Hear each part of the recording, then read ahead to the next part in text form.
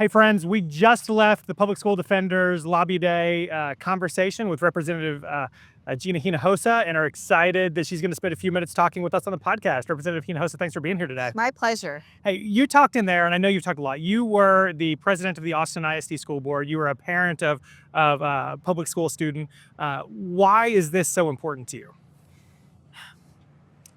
For so many of us, we rely on our public schools to get our kids what they need so they can have a successful future.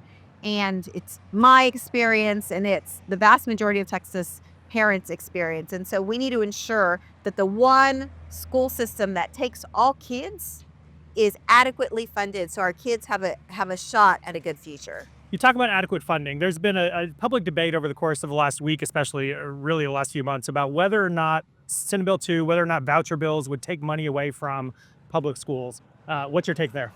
There is absolutely no question that it takes money from our neighborhood schools. So the way funding works in Texas is money follows the kid. So when a kid leaves a public school to go to a private school with a taxpayer-funded voucher, all the money that was going to that school for that kid leaves too.